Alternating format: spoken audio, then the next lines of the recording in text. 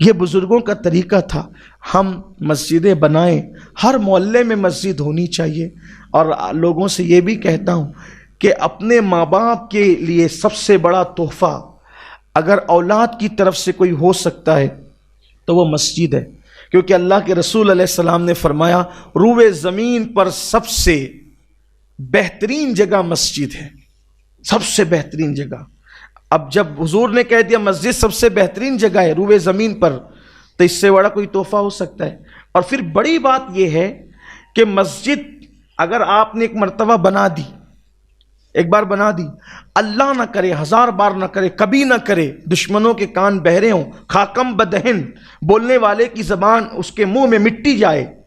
اگر بفرض محال آپ نے مسجد بنا دی اور پھر وہاں مسجد نہیں رہی، کسی نے توڑ دی، ظالمانہ قبضہ کر لیا، تو بھی اللہ کی طرف سے نیچے نیچے تحت الثری تک، اوپر اوپر عرش اعظم تک، وہ قیامت تک مسجد رہے گی. اور اس کا ثواب مسجد کے وقف کرنے والے کو قیامت تک ملتا رہے.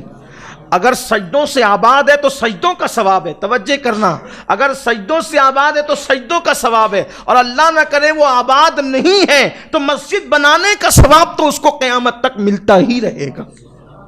اب جس نے وقف کی وہ بھی برابر حقدار ثواب میں، اور جس کے لیے وقف کی اس کو بھی برابر. یعنی ماں باپ جنت کے مزے لے رہے ہوں گے اگر کسی نے اپنے ماں باپ کے لیے مسجد بنائی.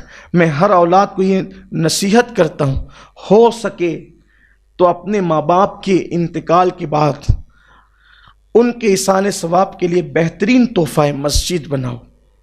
نیت کرو دلوں میں، مسجد بناؤ. اور کتنی بڑی بنائیں؟ دلی کی جامع مسجد کی طرح ہر آدمی تو نہیں بنا سکتا، ہر آدمی شاہجہاں نہیں ہے. حضور کو اپنی غریب امت کا خیال ہے. اللہ کے رسول علیہ السلام فرماتے اگر کوئی چڑیا کے گھونسلے جتنی مسجد بھی بنائے گا تو بھی اللہ اس کے لیے جنت میں محل ہی بنائے گا. یعنی ایسے نہیں کہ بہت بڑی 100x100 کی بنانے والے کے لیے محل ہے اور چھوٹی 10 مصلے کی بنانے والے کے لیے کچھ بھی نہیں ہے، کچھ اور ثواب ہے. نہیں، ان کا دریائے کرم جوش میں رہتا ہے، وہاں کبھی چھوٹی بات ہوتی ہی نہیں ہے.